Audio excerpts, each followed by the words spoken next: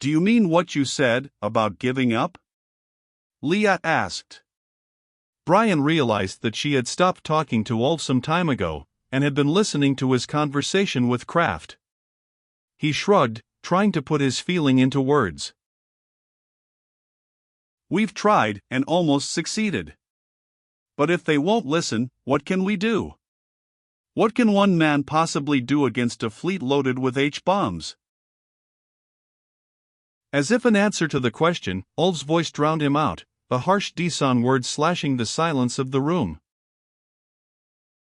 Kill you, the enemy, he said.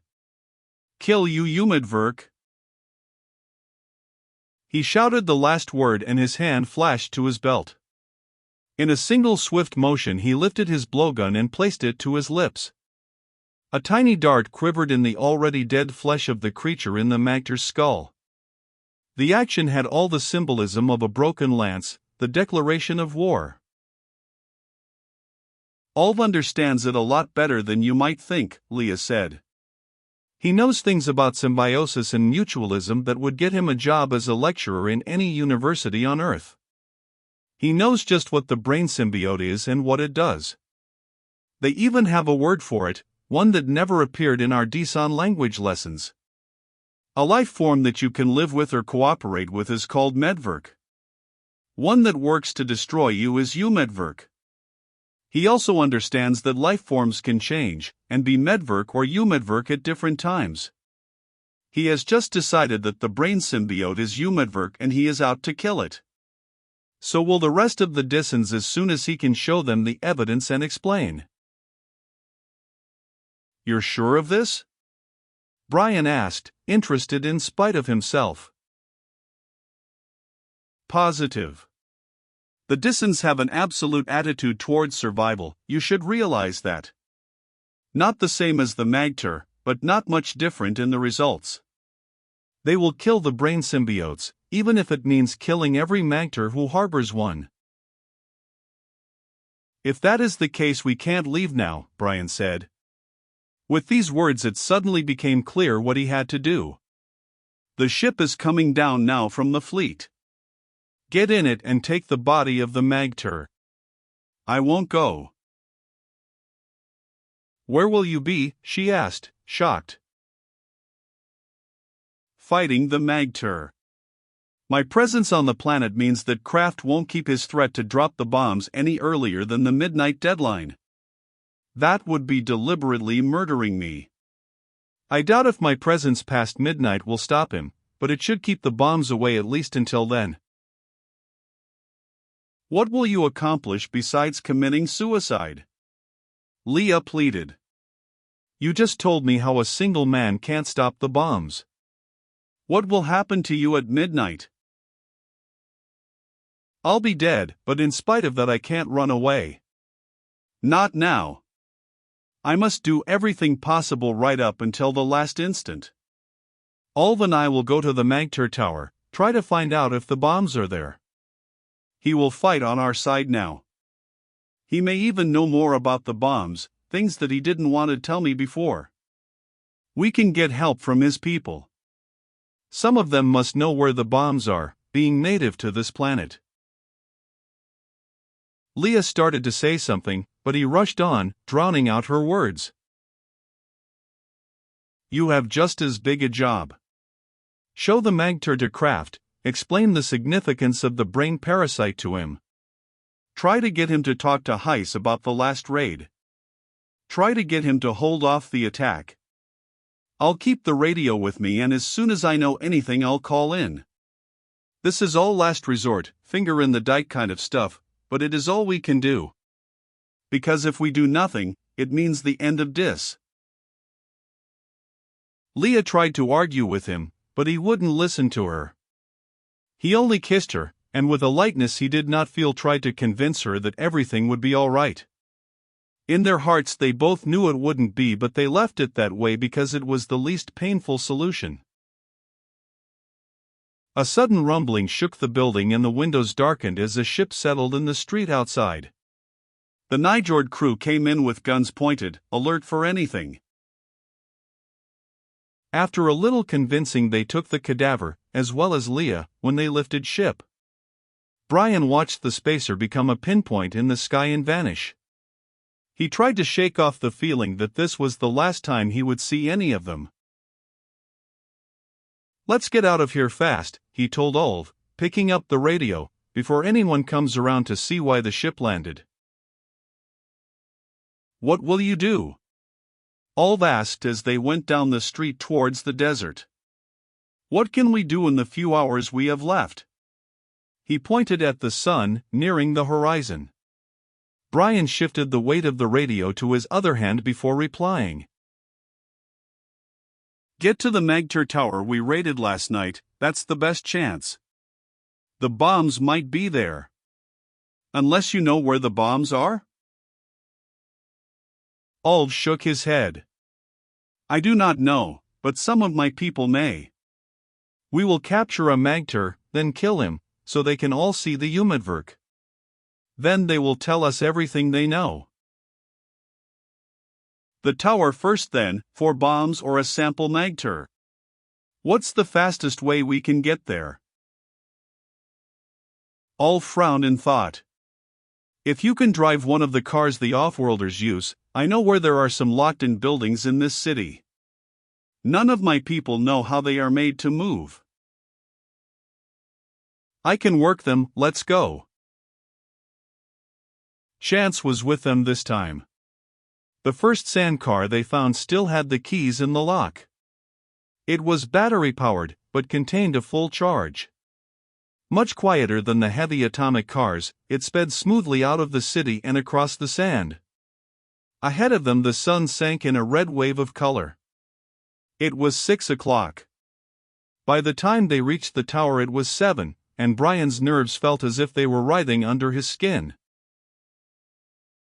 Even though it looked like suicide, attacking the tower brought blessed relief. It was movement in action, and for moments at a time he forgot the bombs hanging over his head. The attack was nerve-wrackingly anticlimactic. They used the main entrance, Ulf ranging soundlessly ahead. There was no one in sight. Once inside, they crept down towards the lower rooms where the radiation had been detected. Only gradually did they realize that the Magter tower was completely empty. "Everyone gone," Ulf grunted, sniffing the air in every room that they passed. "Many Magter were here earlier, but they are gone now." "Do they often desert their towers?" Brian asked. "Never. I have never heard of it happening before. I can think of no reason why they should do a thing like this." "Well, I can," Brian told him. "They would leave their home if they took something with them of greater value. The bombs. If the bombs were hidden here, they might move them after the attack." Sudden fear hit him. "Or they might move them because it is time to take them to the launcher. Let's get out of here, the quickest way we can." "I smell air from outside," Ulf said, "coming from down there." "This cannot be, because the Magter have no entrances this low in their towers. We blasted one in earlier, that could be it. Can you find it?" Moonlight shone ahead as they turned an angle of the corridor, and stars were visible through the gaping opening in the wall. "It looks bigger than it was," Brian said, as if the Magter had enlarged it. He looked through and saw the tracks on the sand outside. As if they had enlarged it to bring something bulky up from below and carried it away in whatever made those tracks. Using the opening themselves, they ran back to the sand car. Brian ground it fiercely around and turned the headlights on the tracks. There were the marks of a sandcar's treads, half obscured by thin, unmarked wheel tracks. He turned off the lights and forced himself to move slowly and to do an accurate job. A quick glimpse at his watch showed him there were 4 hours left to go. The moonlight was bright enough to illuminate the tracks. Driving with one hand, he turned on the radio transmitter, already set for Kraft's wavelength. When the operator acknowledged his signal, Brian reported what they had discovered and his conclusions. Get that message to Commander Kraft now. I can't wait to talk to him. I'm following the tracks. He killed the transmission and stamped on the accelerator. The sand car churned and bounced down the track. They are going to the mountains, Ulf said some time later, as the tracks still pointed straight ahead. There are caves there and many magter have been seen near them, that is what I have heard. The guess was correct. Before 9 o'clock the ground humped into a range of foothills, and the darker masses of mountains could be seen behind them, rising up to obscure the stars. Stop the car here, Ulf said, the caves begin not too far ahead. There may be magter watching or listening, so we must go quietly. Brian followed the deep-cut grooves, carrying the radio. Ulf came and went on both sides, silently as a shadow, scouting for hidden watchers. As far as he could discover, there were none. By 9:30 Brian realized they had deserted the sand car too soon. The tracks wound on, and seemed to have no end. They passed some caves which Ulf pointed out to him, but the tracks never stopped. Time was running out and the nightmare stumbling through the darkness continued. More caves ahead, Ulf said, go quietly. They came cautiously to the crest of a hill, as they had done so many times already, and looked into the shallow valley beyond. Sand covered the valley floor, and the light of the setting moon shone over the tracks at a flat angle, marking them off sharply as lines of shadow. They ran straight across the sandy valley and disappeared into the dark mouth of a cave on the far side. Sinking back behind the hilltop, Brian covered the pilot light with his hand and turned on the transmitter. Ulf stayed above him, staring at the opening of the cave. This is an important message, Brian whispered into the mic. Please record. He repeated this for 30 seconds, glancing at his watch to make sure of the time, since the seconds of waiting stretched to minutes in his brain. Then, as clearly as possible without raising his voice above a whisper, he told of the discovery of the tracks in the cave. The bombs may or may not be in here, but we are going in to find out. I'll leave my personal transmitter here with the broadcast power turned on, so you can home on its signal. That will give you a directional beacon to find the cave. I'm taking the other radio in, it has more power. If we can't get back to the entrance, I'll try a signal from inside. I doubt if you will hear it because of the rock, but I'll try. End of transmission. Don't try to answer me because I have the receiver turned off. There are no earphones on this set and the speaker would be too loud here. He switched off, held his thumb on the button for an instant, then flicked it back on. Goodbye, Leah, he said, and killed the power for good. They circled and reached the rocky wall of the cliff. Creeping silently in the shadows, they slipped up on the dark entrance of the cave. Nothing moved ahead and there was no sound from the entrance of the cave. Brian glanced at his watch and was instantly sorry. 10:30. The last shelter concealing them was 5 meters from the cave. They started to rise, to rush the final distance, when Ulf suddenly waved Brian down. He pointed to his nose, then to the cave. He could smell the magter there.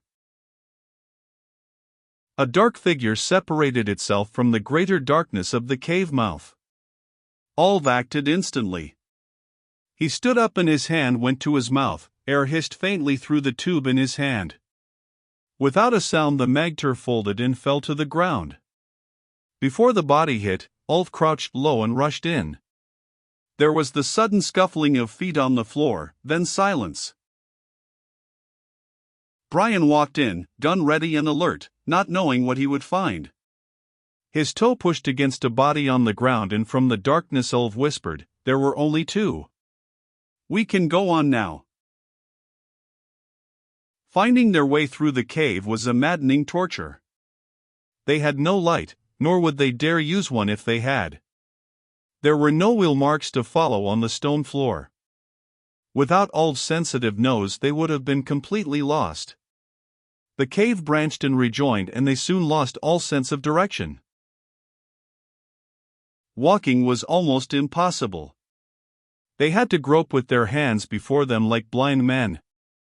Stumbling and falling against the rock, their fingers were soon throbbing and raw from brushing against the rough walls. Ald followed the scent of the magter that hung in the air where they had passed. When it grew thin, he knew they had left the frequently used tunnels and entered deserted ones. They could only retrace their steps and start again in a different direction. More maddening than the walking was the way time was running out. Inexorably, the glowing hands crept around the face of Brian's watch until they stood at 15 minutes before 12. "There is a light ahead," Ald whispered, and Brian almost gasped with relief. They moved slowly and silently until they stood, concealed by the darkness, looking out into a domed chamber brightly lit by glowing tubes. "What is it?" Ald asked, blinking in the painful wash of illumination after the long darkness. Brian had to fight to control his voice, to stop from shouting. The cage with the metal webbing is a jump space generator. The pointed, silver shapes next to it are bombs of some kind, probably the cobalt bombs. "We've found it." His first impulse was to instantly send the radio call that would stop the waiting fleet of H-bombers. But an unconvincing message would be worse than no message at all. He had to describe exactly what he saw here so the Nijorders would know he wasn't lying. What he told them had to fit exactly with the information they already had about the launcher and the bombs. The launcher had been jury-rigged from a ship's jumpspace generator, that was obvious. The generator and its controls were neatly cased and mounted. Cables ran from them to a roughly constructed cage of woven metal straps, hammered and bent into shape by hand. 3 technicians were working on the equipment. Brian wondered what sort of bloodthirsty war lovers the magter had found to handle the bombing for them. Then he saw the chains around their necks and the bloody wounds on their backs. He still found it difficult to have any pity for them. They had obviously been willing to accept money to destroy another planet, or they wouldn't have been working here. They had probably rebelled only when they had discovered how suicidal the attack would be. 13 minutes to midnight. Cradling the radio against his chest, Brian rose to his feet. He had a better view of the bombs now. There were 12 of them, alike as eggs from the same deadly clutch. Pointed like the bow of a spacer, each one swept smoothly back for its 2 meters of length, to a sharply chopped off end. They were obviously incomplete, the warheads of rockets. One had its base turned towards him, and he saw 6 projecting studs that could be used to attach it to the missing rocket. A circular inspection port was open in the flat base of the bomb. This was enough. With this description, the Nijorders would know he couldn't be lying about finding the bombs. Once they realized this, they couldn't destroy Dis without first trying to neutralize them. Brian carefully counted 50 paces before he stopped. He was far enough from the cavern so he couldn't be heard, and an angle of the cave cut off all light from behind him. With carefully controlled movements he turned on the power, switched the set to transmit, and checked the broadcast frequency. All correct. Then slowly and clearly, he described what he had seen in the cavern behind him. He kept his voice emotionless, recounting facts, leaving out anything that might be considered an opinion. It was 6 minutes before midnight when he finished. He thumbed the switch to receive and waited. There was only silence. Slowly, the empty quality of the silence penetrated his numbed mind. There were no crackling atmospherics nor hiss of static, even when he turned the power full on. The mass of rock and earth of the mountain above was acting as a perfect grounding screen, absorbing his signal even at maximum output. They hadn't heard him. The Nijord fleet didn't know that the cobalt bombs had been discovered before their launching. The attack would go ahead as planned. Even now, the bomb bay doors were opening. Armed H-bombs hung above the planet, held in place only by their shackles. In a few minutes the signal would be given and the shackles would spring open, the bombs drop clear. Killers! Brian shouted into the microphone. You wouldn't listen to reason, you wouldn't listen to Heiss, or me, or to any voice that suggested an alternative to complete destruction. You are going to destroy this, and it's not necessary. There were a lot of ways you could have stopped it. You didn't do any of them, and now it's too late. You'll destroy this, and in turn this will destroy Nijord. Igel said that, and now I believe him. You're just another damned failure in a galaxy full of failures. He raised the radio above his head and sent it crashing into the rock floor. Then he was running back to Ulf, trying to run away from the realization that he too had tried and failed. The people on the surface of Dis had less than 2 minutes left to live. They didn't get my message, Brian said to Ulf. The radio won't work this far underground. Then the bombs will fall? Ulf asked, looking searchingly at Brian's face in the dim reflected light from the cavern. Unless something happens that we know nothing about, the bombs will fall. They said nothing after that, they simply waited. The 3 technicians in the cavern were also aware of the time. They were calling to each other and trying to talk to the Magter. The emotionless, parasite-ridden brains of the Magter saw no reason to stop work, and they attempted to beat the men back to their tasks. In spite of the blows, they didn't go, they only gaped in horror as the clock hands moved remorselessly towards 12. Even the Magter dimly felt some of the significance of the occasion. They stopped too and waited. The hour hand touched 12 on Brian's watch, then the minute hand. The second hand closed the gap and for 1/10 of a second the 3 hands were one. Then the second hand moved on. Brian's immediate sensation of relief was washed away by the chilling realization that he was deep underground. Sound and seismic waves were slow, and the flare of atomic explosions couldn't be seen here. If the bombs had been dropped at 12, they wouldn't know it at once. A distant rumble filled the air. A moment later the ground heaved under them and the lights in the cavern flickered. Fine dust drifted down from the roof above. Ulf turned to him, but Brian looked away. He could not face the accusation in the Dson's eyes.